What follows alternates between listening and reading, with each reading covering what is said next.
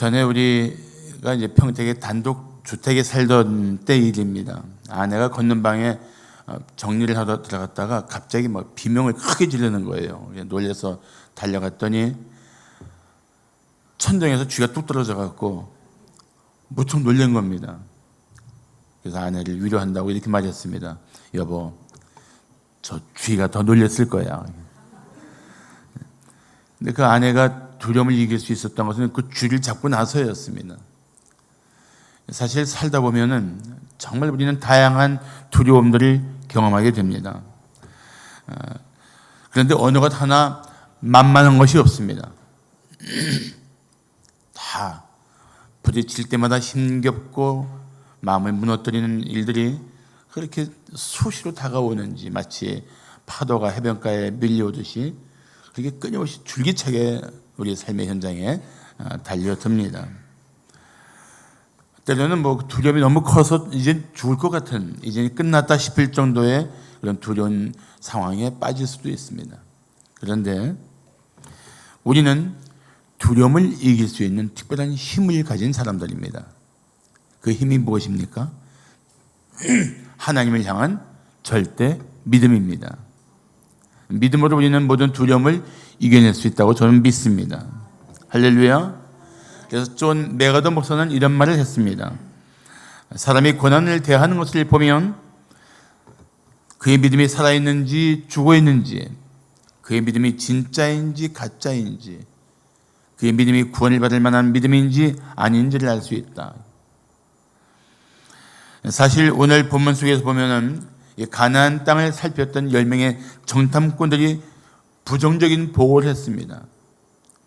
이 부정적인 보고를 들은 백성들의 마음은 순식간에 무너졌습니다.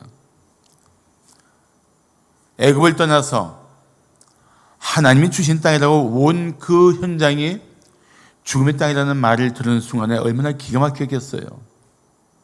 여기까지 왔는데 여기서 우리 인생이 끝난다고? 이런 마음들이 순식간에 백성들을 막 덮쳤습니다. 사로잡았습니다. 문제는 그 이스라엘 백성들이 하나님이 어떻게 그들을 애굽에서 구원해 내셨는지를 잊었고, 하나님께서 그들을 어떤 권능으로 홍해를 건너게 하셨는지도 벌써 까맣게 잊었다는 것입니다. 그리고 현실적인 두려운 상황만 보고 완전히 마음이 무너진 것입니다. 우리 모습과 비슷하죠. 과거에 수많은 하나님의 은혜를 경험하고 그 크신 권능으로 삶을 살아왔으면서도 불구하고 오늘 또 부딪히는 이 문제 앞에 나약하고 비겁해지고 소심해지고 어쩔 줄 몰라하는 우리 모습과 얼마나 이렇게 똑같습니까? 이스라엘 백성들의 삶은 바로 오늘 인생의 광야를 살고 있는 우리 모습을 보여주는 또 하나의 모델입니다.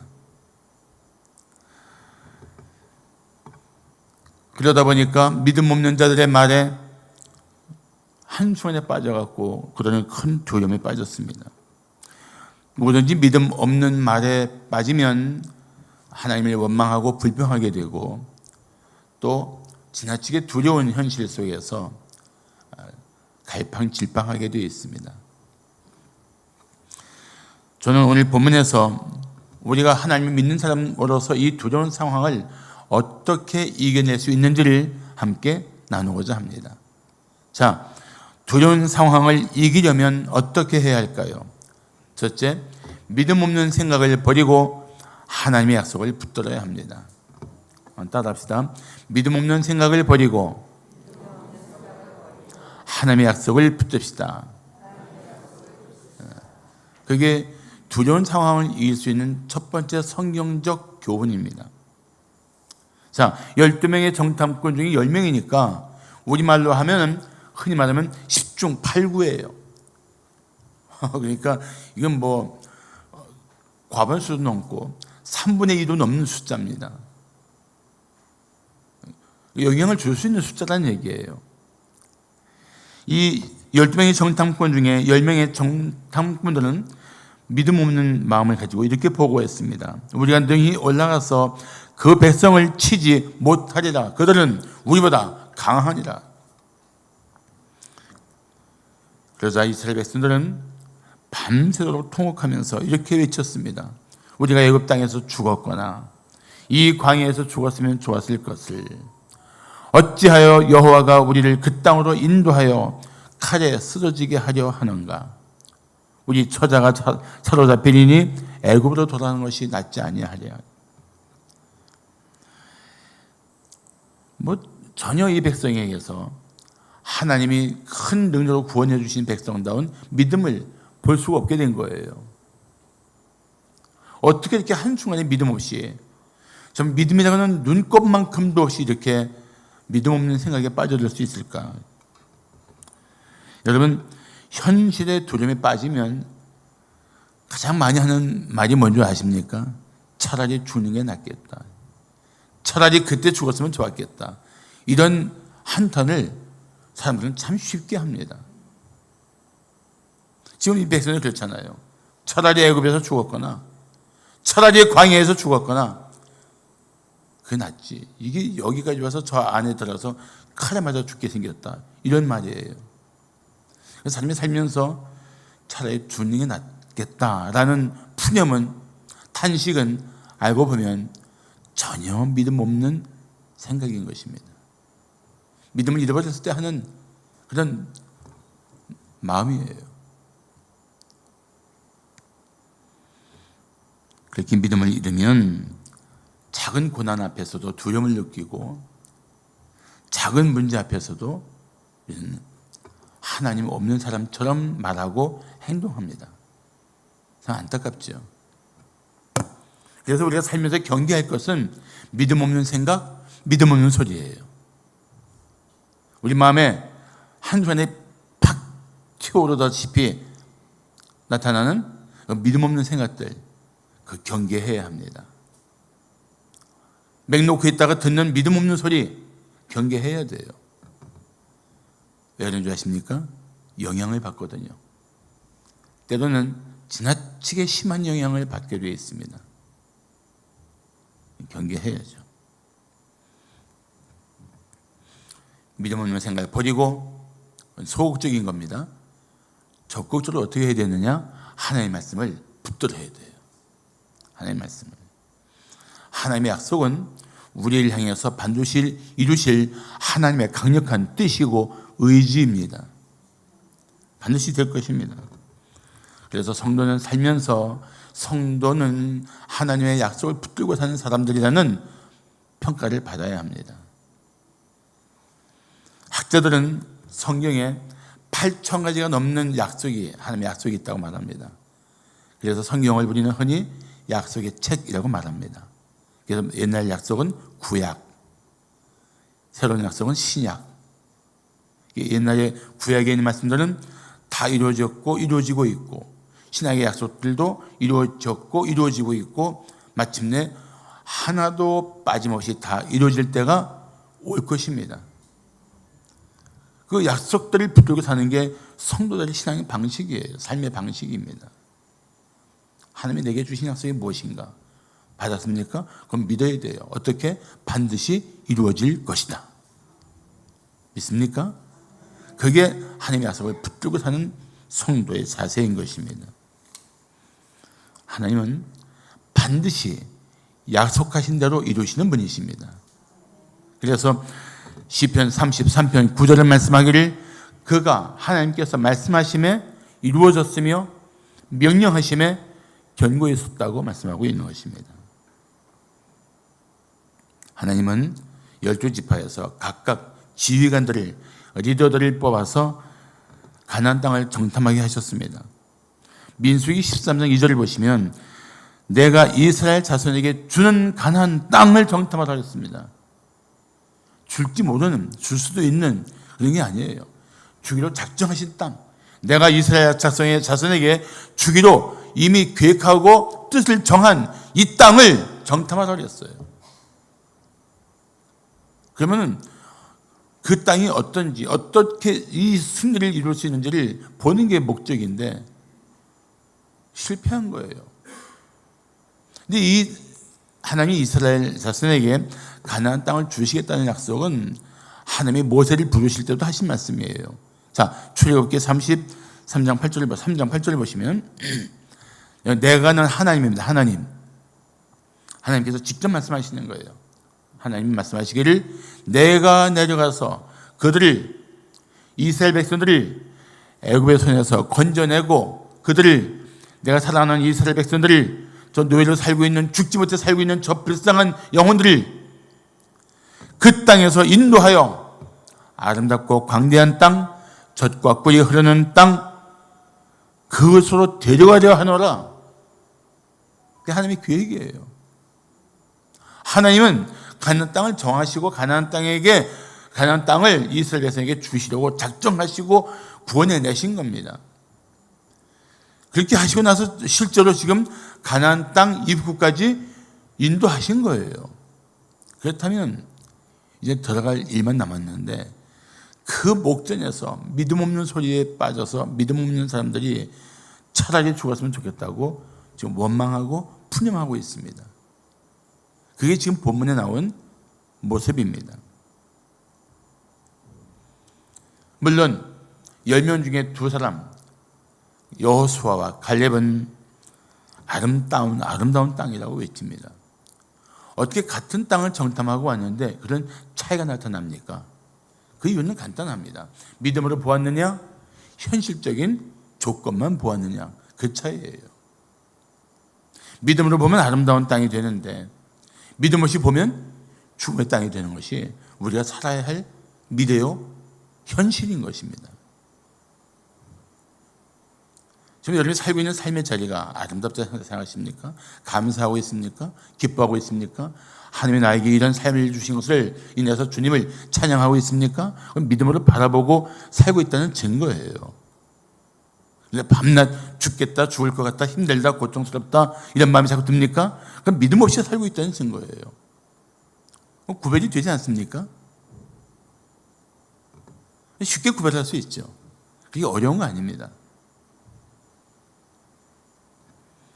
그러니까 상황이 두렵거나 고통스럽거나 서럽거나 아프면 먼저 내 안에 있는 이 믿음 없는 생각을 버려야 합니다. 버려야 돼요. 남겨놓지 말고 다 버려야 돼요.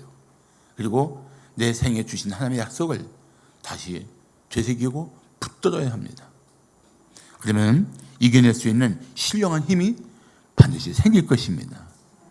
찰스 스펄전 목사는 이런 말을 했습니다. 믿음이란 자신을 하나님의 약속 위에 던지는 것이다.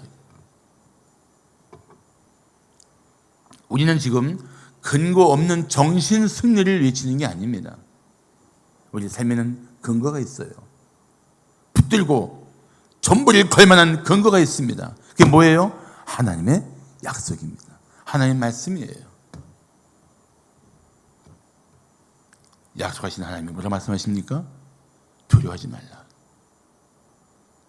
두려워하지 마시고 다시 하나님을 붙들고 이겨내시는 우리 성도를 되시기를 축복합니다. 자, 두려운 상황을 이기려면 어떻게 해야 할까요? 둘째, 어리석은 계획을 버리고 하나님의 인도를 기뻐해야 합니다. 따라합시다. 어리석은 계획을 버리고 하나님의 인도를 기뻐하시다. 이 탈북한 우리 동포들에게 가장 두려운 일이 뭐냐고 한번 물었습니다. 그랬더니 이런 대답을 하는 거예요. 누가 살아날 수 있는 길로 바로 인도할 것인가? 그게 제일 두려웠대요. 기껏 생명을 걸고 북한을 떠나 나왔는데 정말 나를 살 수 있는 길, 생명의 길로 인도할 것인가? 그게 제일 두려웠다고 합니다. 여러분, 지금 이스라엘 백성들이 경험하고 있는 것이 무엇입니까? 하나님이 우리를 그 지극히 선하시고 인자하신 하나님이 우리를 생명의 길로 인도하고 계시다는 그 확신을 가져야 되는 거예요. 우리의 목자 되신 하나님, 우리의 목자이신 주님은 얼마나 선하신 분이고 인자하신 분이십니까? 그분이 인도를 받는다는 것만큼 우리 마음을 평안하게 하고 든든하게 하는 것이 어디 있습니까? 그런데 만약에 하나님의 인도를 믿지 못하면 어떻게 될까요? 자기가 원하는 대로 살려고 버둥거릴 것입니다. 하나님의 인도를 거부하고 자기 생각대로, 자기 뜻대로, 자기 계획대로 살려고 할 것입니다. 우리는 항상 이 선택의 기로에 서 있습니다. 지금 내가 내 인생의 갈림길에서 하나님의 인도를 계속 붙들고 나갈 것인가? 비록 어려워 보여도, 저 앞이 시커멓게 보여도 하나님의 인도를 받고 살 것인가? 내가 보기에는 여기에 정말 내 삶을 풍성하게 할 은혜가 있어도, 그런 삶이 보이는 것 같아도 내 계획대로 살 것인가? 이 선택의 문제예요. 이 선택을 하면서 우리는 살고 있는 것입니다. 자, 믿음을 잃은 백성들이 뭐라고 말합니까? 오늘 보면 3장 3절 하절부터 4절 보시면 애굽으로 돌아가는 것이 낫지 아니하랴. 이에 서로 말하되 우리가 한 지휘관을 세우고 애굽으로 돌아가자. 모세 필요 없다는 거예요. 하나님 우리 죽이려고 여기까지 데려왔어요? 하나님 필요 없다는 거예요. 그러니까 우리의 계획대로 지휘관 세워서 다시 애굽으로 돌아가자는 겁니다.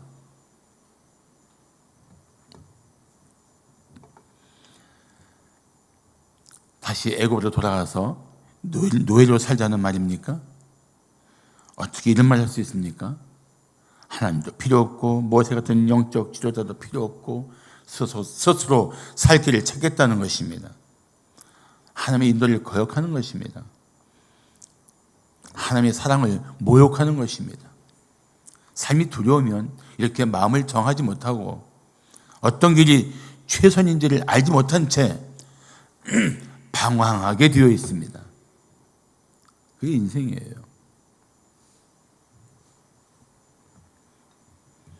사랑하는 성도 여러분, 지금 현실적으로 여러분 앞에 떡 버티고 서 있는 그 현실이 무섭다는 이유로, 두렵다는 이유로, 불안하다는 이유로 하나님의 인도를 떠나서 자신의 생각대로 살려고 하지 마십시오. 당장은 피할 것 같은데 더 큰 늪에, 더 큰 고통에 빠져들게 될 수 있기 때문입니다. 이럴 때일수록 정신 차려야 돼요. 그리고 오히려 하나님의 도우심을 간구해야 합니다. 하나님 아버지, 이 상황에서 저를 인도하여 주시옵소서. 하나님 붙들어야 돼요. 아이가 두려우면 엄마의 품으로 뛰어들어서 평안을 누리듯이 우리도 이렇게 하나님 품으로 뛰어들어야 합니다. 길 가다 그런 거 본 적이 있어요. 맹견이 으르렁거리는데 아이가 소스라치게 놀랍니다. 아빠가 탁 안아주면서 아빠가 있잖아 하니까 애가 금방 평안해지는 거예요. 아빠인데 맹견이 안 더럽겠습니까? 근데 아버지 품이라는 이유로 아이는 순식간에 평강을 얻습니다. 우리가 그 정도 믿음으로 하나님 품으로 뛰어들 수 있어야 돼요. 그렇게 하나님 품으로 뛰어들 수 있어야 합니다. 하나님이 당신을 얼마나 사랑하시는데요. 여러분, 하나님이 나를 얼마나 사랑하시는지 알고 싶으면 십자가 바라보십시오. 십자가. 독생자 예수를 내어 주실 만큼 나를 사랑하시는 그 주님을, 근데 하나님 아버지를 다시 한번 바라보세요. 그리고 모든 것을 하나님께 다 맡기세요. 사랑의 아버지께 맡기세요. 하나님이 나를 도우실 것이다. 감당하게 하실 것이다. 이 상황 속에서 일으켜 주실 것이다. 믿고 맡기세요. 하나님께 맡기세요. 결국 이 두려움에 빠져서 정말 믿음 없이 말하고 힘겨워하는 백성들을 향해서 드디어 여호수아와 갈렙이 나타나 옷을 찢으며 이렇게 외칩니다. 우리가 두루 다니며 정탐한 땅은 심히 아름다운 땅이라. 여호와께서 우리를 기뻐하시면 우리를 그 땅으로 인도하여 들이시고 그 땅을 우리에게 주시리라. 이는 과연 젖과 꿀이 흐르는 땅이리라. 견디다 못해서 믿음의 사람들이 이렇게 외쳤습니다. 여러분, 잊지 마십시오. 내가 살 길을 찾았다고 해도 죽음의 길이 될 수 있고, 하나님이 나를 죽음의 길로 인도하는 것 같이 보여도 그 길이 생명의 풍성함을 누릴 수 있는 길이 될 수가 있습니다. 그 길, 그 미래를 누가 가장 잘 아십니까? 누구예요? 맞습니다. 하나님이시잖아요. 그러니까 우리는 생명의 길로 이끄시는 하나님의 인도를 받아야 합니다. 그렇다면 오늘 여호수아 갈렙이 얘기한 것처럼 하나님이 우리를 기뻐하시면 우리 어떻게 하나님을 기쁘시게 할 수 있을까요? 답은 간단합니다. 히브리서 11장 6절 보시면 믿음 없이는 하나님을 기쁘시게 하지 못한다고 말씀하고 있습니다. 믿음입니다. 하나님이 나를 이후까지 인도하셨고 이후로도 나를 인도하실 것이다. 이 하나님에 대한 절대 믿음을 가진 사람은 하나님께서 그 삶을 계속 인도해 주실 것입니다. 그 믿음을 가져야 돼요. 하나님에 대한 믿음, 하나님의 행사에 대한 믿음, 그 계획에 대한 믿음, 지금 보이지 않아도 하나님께서 나를 위해 예비하신 그 삶에 대한 믿음을 가지고 하나님을 주목하고 하나님만 신뢰하고 하나님만 따라야 합니다. 하나님은 우리가 갈 바를 가장 잘 하시는 분이십니다. 우리 이 삶의 여정에 우리가 부딪혀 싸워야 할 두려움을 이기게 하시는, 승리하게 하시는, 우리 문제보다 훨씬 크고 강하신 분이십니다. 그 하나님을 바라보십시오. 하나님의 인도를 받는 것이 당신에게 최선의 길이 될 줄로 믿습니다. 그 믿음을 가져야 돼요. 한번 따라합시다. 하나님의 인도를 받는 것이 내게는 최선의 길이다. 믿습니까? 아멘. 믿어야 돼요. 마지막으로 두려운 상황을 이기려면 어떻게 해야 할까요? 셋째, 잘못된 의식을 버리고 하나님의 임재를 의지해야 합니다. 따라합시다. 잘못된 의식을 버리고 하나님의 임재를 의지합시다. 자, 10명의 정탐꾼들이 뭐라고 보고했습니까? 오늘 본문은 아니지만 민수기 13장 33절을 보시면 10명의 정탐꾼들이 이렇게 보고합니다. 거기서 어디입니까? 가나안 땅에서 네피림 후손인 아낙 자손의 거인들을 보았나니 우리는 스스로 보기에도 메뚜기 같으니 그들이 보기에도 그와 같았을 것이라. 가보니까 뭐 성읍은 말할 것도 없고 뭐 험한 산지도 말할 것도 없고 거기 딱 버티고 서 있는 사람들 보니까 어마무시한 거인인 거예요. 자신들을 거기에 보니까 너무 왜소한 거예요. 살아야 할 현실 앞에서 우리가 그런 의식 갖는 것을 뭐라고 얘기하냐면은 거인 컴플렉스 또는 메뚜기 컴플렉스라고 합니다. 스스로 자신을 지나치게 과소평가하는 거예요. 자신을 너무 보잘것없이 말하는 겁니다. 그런 심리 현상입니다. 물론 실제 아낙의 자손은 거구입니다. 이스라엘 백성들은 그들에 비해서 작습니다. 그런데 여러분 생각해 보십시오. 우리가 우리 지혜와 능력으로 살고 있는 사람들입니까? 아니잖아요. 우리의 생존 비결이 어디 있습니까? 하나님께 있잖아요. 아니 그렇게 따지자면 다윗이 골리앗을 어떻게 이길 수 있습니까? 그건 상식적이지도 않고 그건 절대 있을 수 없는 일이고 누구도 기대할 수 없는 일입니다. 그런데 다윗이 골리앗을 이기잖아요. 그 승리가 어떻게 가능합니까? 하나님이 그 순간 다윗을 통해서 역사하셨잖아요. 우리 삶의 비결이 그런 거 아닙니까? 내가 지혜가 있으니까, 내가 능력이 있으니까, 내가 많이 배웠으니까, 내가 소유가 많으니까, 내가 이 정도 삶을 살고 있으니까 나는 두려움 없이 이겨낼 수 있다. 이런 허무맹랑한 자신감을 어떻게 가질 수 있습니까? 아니에요. 그렇지 않습니다. 그렇게 삶이 만만한 거 아니지 않습니까? 한두 번 겪은 거 아니잖아요. 살아보니까. 하나님이 우리한테 두려워하지 말라고 말씀하실 때 거기에 반드시 따르는 말씀이 있습니다. 두려워하지 마라 하시고 그거 딱 끝나지 않아요. 거기 꼭 붙는 하나님의 약속이 있습니다. 내가 너와 함께한다. 두려워하지 마. 내가 너와 함께하잖아. 내가 네 하나님이잖아. 내가 너를 능히 구원할 수 있는 네 하나님이잖아. 그 약속을 꼭 주십니다.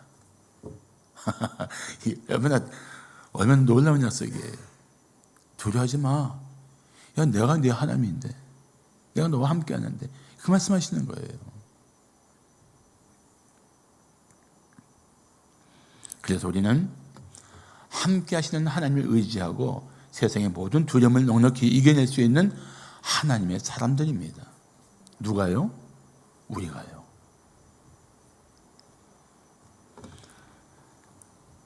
하나님 없이 우리 지혜나 능력으로 살려고 하기에는 세상은 너무 악하고 감당하기 벅찹니다.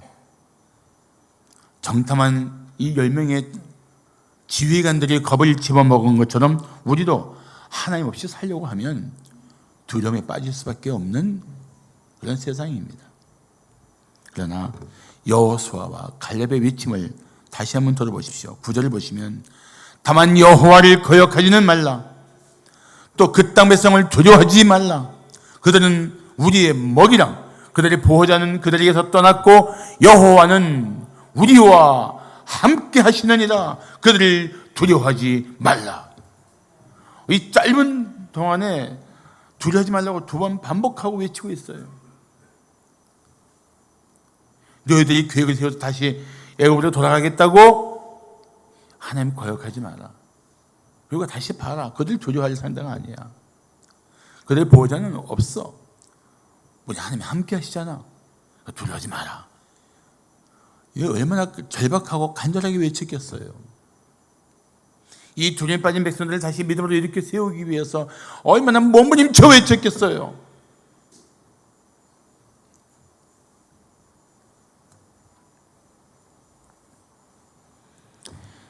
찬송가 481장의 원 제목은 Abide with me입니다. Abide with me. 나와 함께 하소서. 이 찬송의 4절에는 그 후렴마다 가사가 이렇게 되어 있습니다. 내 친구 나를 위로 못할 때 날 돕는 주여 함께 하소서. 2절 보시면 이 천지 만물 모두 변하나 변찮는 주여 함께 하소서. 3절 보시면 주같이 누가 보호하리이까 사랑의 주여 함께 하소서. 4절 후렴은 이렇습니다. 내 모든 슬픔 위로하시고 생명의 주여 함께 하소서. 이 찬송 각 절마다 반복되는 말씀이 뭐예요? 함께 하소서. 주님, 이 슬픔 가운데, 이 고독 가운데, 이 두려움 가운데 주님만 함께 해주시면 됩니다. 이 찬송이에요. 사랑하는 성도 여러분, 살고 있는 삶의 자리가 어떤 형편이 있든지 하나님만 함께 하시면 된다는 올곧은 믿음을 가지시기를 축복합니다. 우리 다 같이 한번 시편 118편 6절을 봉독할까요? 시작. 여호와는 내 편이시라. 내가 두려워하지 아니하리니 사람이 내게 어찌할까? 아멘. 믿습니까? 그 믿음대로 여러분 두려움을 이기고 승리하게 될 것입니다. 할렐루야.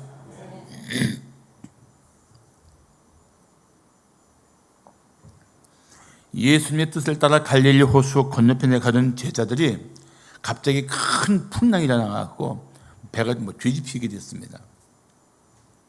사실 그 제자들 중에는 갈릴리 호수에서 잔뼈가 굴러온 어부 출신들이 있잖아요. 나름대로 그걸 헤쳐나가려고 막 온갖 애를 썼는데 역부족입니다. 그때서야 이제 끝났다 싶을 만큼 절망적이 된 상황에서야 배에 잠드신 예수님이 깨웁니다. 그 예수님이 일어나시더니 순식간에 그 거센 바람과 파도를 잔잔하게 하십니다. 그리고 두려움에 빠진 제자들에게 예수님께서 이렇게 말씀하십니다. 어찌하여 이렇게 무서워하느냐? 너희가 어찌 믿음이 없느냐? 똑같은 얘기예요. 두려움의 원인이 무엇입니까? 믿음이 없는 거예요. 여러분, 우리는 왜 두려워하는가라고 말할 때 감당할 삶이 너무 힘겨워서 헤쳐나갈 길이 너무 막막해서 두려운 것이 아니라 내가 믿음을 잃은 탓이로구나. 내가 믿음을 잃었기 때문에 이렇게 두려워하고 있구나. 그렇게 접근하는 것이 좋습니다. 그렇게 자기의 문제의 근본을 찾는 것이 바람직합니다.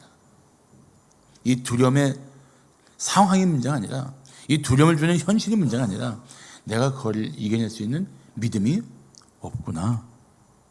그걸 인정하는 거예요. 인정하고 그 믿음을 회복하기를 힘써야 하는 겁니다. 한번 생각해 보십시오. 지난날 모든 것이 다 끝날 것 같은 위기를 경험한 적이 있습니까? 너무 두려워서 숨이 막힐 것 같이 힘들었던 순간이 있습니까? 있을 거예요. 그런데 그 두려운 상황을 벗어나서 지금 여기 이 자리에까지 와 있잖아요. 어떻게 가능했습니까? 지나고 보니까 전적인 하나님의 은혜였던 겁니다. 근데 그 은혜는 우리 생애 끝날까지 지속된다는 사실을 믿습니까? 아멘, 할렐루야. 그렇습니다. 그렇다면 이 모든 두려움을 이기게 하실 하나님을 바라봐야죠. 이날 이 백성들은 믿음을 잃고 차라리 애굽에서 죽었거나 차라리 광야에서 죽었으면 좋았을 걸. 다시 우리의 사람을 세워서 애굽으로 돌아가자. 이런 죽음의 길을 택하지 않고 차라리 너무 두려웠다면, 정말 죽을 것 같이 두려웠다면 자기들을 애굽에서 건지신 하나님, 홍해를 건너게 하신 그 하나님을 다시 붙들고 늘어졌어야 되는 거예요. 하나님, 우리 죽을 것 같습니다. 두렵습니다. 우리를 도와주세요. 우리를 살려주세요. 우리를 다시 일으켜주세요. 외쳤어야 하는 거예요. 마찬가지입니다. 여러분, 상황 앞에서 두렵습니까? 막막합니까? 어떻게 될지 몰라서 불안합니까? 그 순간 당신을 능히 도우실 하나님 앞에 무릎을 꿇고 부르짖어 기도하십시오. 기도하는 중에 하나님의 마음에 평안을 주시고 성령이 나를 어루만지시며 다시 마음속에 잃었던 믿음을 회복시켜 주실 것입니다. 그렇게 우리는 다시 일어설 수 있습니다. 믿음으로 무장하고 다시 여러분 삶의 현장으로 나가십시오. 그리고 다음 주일 주님 앞에 경배하러 올 때 승리의 노래를 부르며 나오시기를 축복합니다. 할렐루야. 기도하겠습니다.